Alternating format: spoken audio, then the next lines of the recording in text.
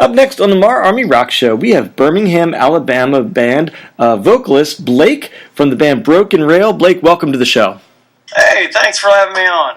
So, Blake, man, I'm kind of new to your band, although I like the new single. We're going to talk about that in a few minutes, but give me a brief history of the band for folks that may not be familiar with Broken Rail. Okay, yeah, we started out in college in Auburn, Alabama.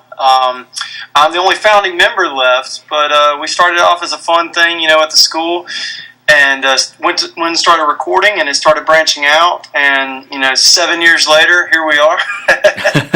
Now, when you started in college, were you guys music majors, or were you just doing this like as a fun party band kind of thing? Yeah, it was more of a have a few drinks and just have fun in my back room of my house. So I'm intrigued by that. Tell me how that translates into a touring band. I mean, that's kind of a leap. Yeah, it actually started with acoustics.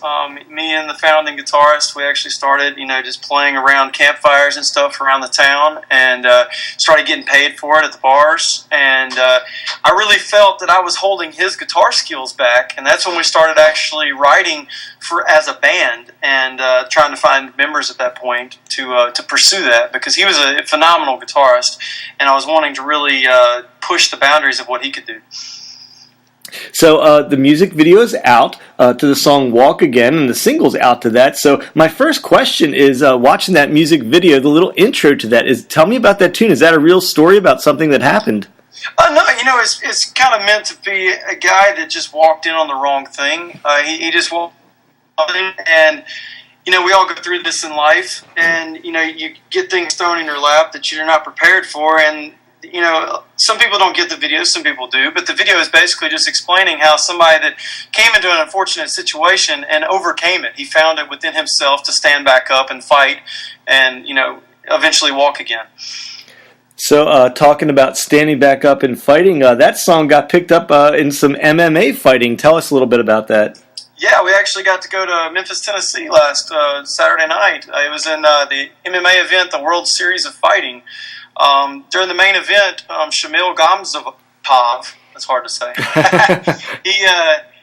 he walked out to our song at the event, and it was really cool for us. We were there ringside, and he actually won. He's a rising star out of Russia, and he's actually contacted us about doing it again with our music. So he won, he's doing well, and he might make it over to the UFC. You might see him on the big times very soon. Did he talk to you about how he found you? Like, how does a fighter from Russia find a band from Birmingham, Alabama? How did he come across your music? We actually got found by, I don't really know the details of the A&R, but we had a scout find us and kind of put it together. It's somebody that works with the music and extreme sports, because the two collide head on very well. So there's a lot of companies out there that actually put these kind of things together, and they try to help people find their fighters and find their music. So the Walk Again single dropped on November 27th. Now, I saw a post on your Facebook page that a second single is close. Can you talk about that at all? It's coming very close. We're actually just now starting the radio push to Walk Again. Actually, I think we're dropping that to radio February 1st. So it is still the main focus at this time. We wanted to kind of get an underground push radio-wise before we went, all in. But the next one coming up, I can't tell you the name. It is called Save Me, and we're very excited about it as well. It was produced out in L.A. with the rest of the album, but it was also remixed in Vegas like Walk Again was. We remixed with Kane Churko, the famous Five Finger. He works with Five Finger. His father is very famous for Five Finger. But Five Finger Death Punch producer Papa Roach, he has done, if you're familiar with Face Everything and Rise. Oh, yeah. He did that song in its entirety. He did 7 of the songs on that album in its entirety. But he's a rising star in this industry as well. We're very proud to have had him mix and master these 2 songs. And the next one's really gonna bring it to you. This one, Walk Again had a little bit of an edge to it, but this one's much heavier. It's great you were talking about the production, because that was actually the next question I wrote down, was that going back in the previous album, you guys have worked with some great producers. What goes into finding some of these great producers for you? Man, I've learned the most important aspect in this industry is networking. You know, you don't screw over the people that help you. You're always humble. You be nice, and you're always reaching out, because you know a lot of people are afraid to talk to people because they're afraid that they can't. You know, that they're above them, and I'm not one of those people. I was a business major in college, so I guess the college is helping out. But you know, I just reach out to these people, and I find these people through acquaintances, and sometimes just completely out of the blue. And you know, I'm very lucky to have been so successful to find the people we've worked with. We have worked with some amazing people. Yeah, go ahead and name drop a few, because I found it interesting as I was looking back through your discography. Yeah, we went to Orlando in 2011 with Brett Hessler. He's done Framing Hanley. He was actually a member of Creed, the touring bassist of Creed. He was in Dark New Day. He was the singer of Dark New Day. He was also, if you can remember this far back, the singer of Virgos Malo.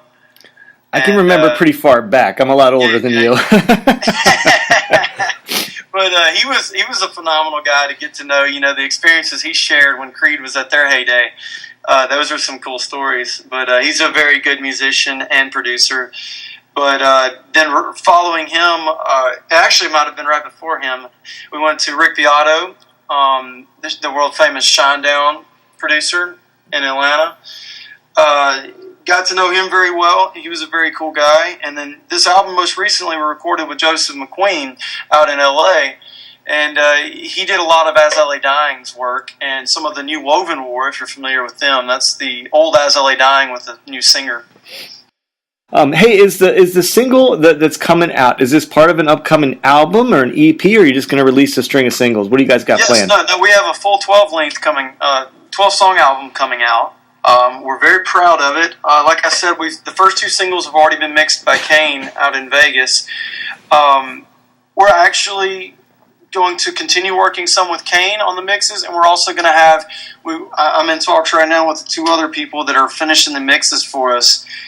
All very high end. I'm not going to name drop just yet, but we'll do that next time. We got some other real big dogs coming aboard for this album. We are very proud of it.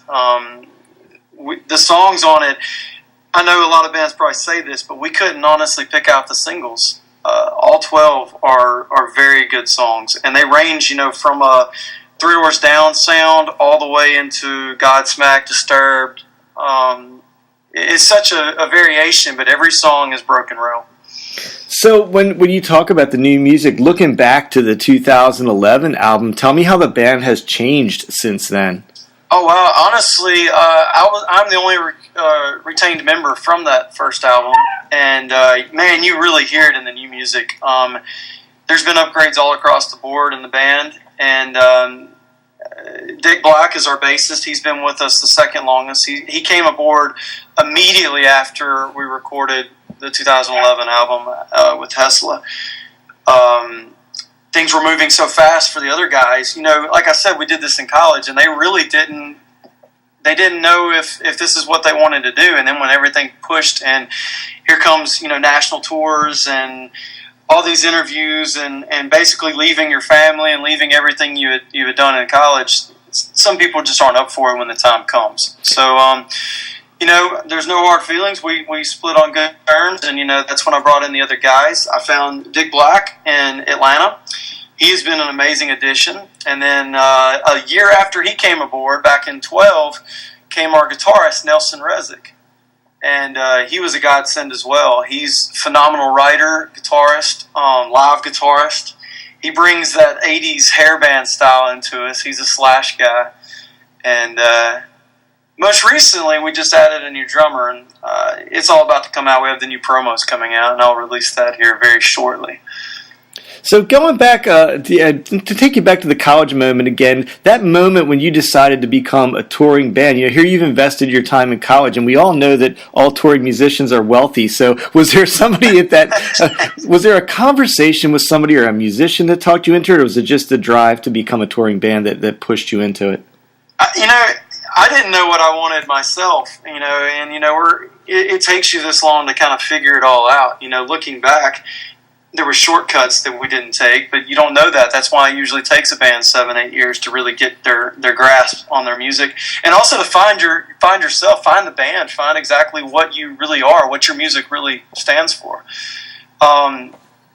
Over these years, I've kind of figured that out, but I didn't really know back then. I honestly took a few job interviews, and I almost left music, when that was going on, because you're right, the money's not there until you're really at an elite level. And even then now, the industry's changed a lot since we started in 2008. Rock was still going strong until that recession. And it really took a hurting towards the working class, which is normally, your favorite in the rock industry. So basically, here we are now, and I'm so proud that I'm here now. I'm proud that I stuck with it, because I'm telling you, the product that's coming, we're very, very proud of that product. So tell me about the first few months of 2016. We've got, we just turned the corner to 2016. What are the first couple months going to look like for you guys? It's going to be extremely busy, probably the busiest we've been as a band. I can't drop all the details, but we are going on national tour here in a couple weeks with some major acts. It's going to be very, very cool for us. This will be our biggest tour yet, and we are extremely ready for it. We've changed every facet of Broken Rail, from the new album. Of course, the new live show is much, much more high energy. We actually bring our own lights from stage to stage with us. They're all LED lighting, full strobing, everything, and they're all completely synced to our music. They stay in time with us, and we're bringing a really cool light show to the world as well. So we're trying to do everything we can to give our fans and our listeners the best experience they can for their money. Well, we look forward to hopefully being able to see you guys live. I've not had the pleasure of seeing you live yet, but there's an album going to be coming out at some point during 2016. The current single is Walk Again. Go out and check that one out. Check out the cool video, and also a new single coming real soon that we know now from this interview is going to be titled Save Me, so we're looking forward to that. So, Blake from Broken Rail, man, it's been a pleasure talking to you. Thanks for being here. Thanks, Rocky. I really enjoyed it, buddy.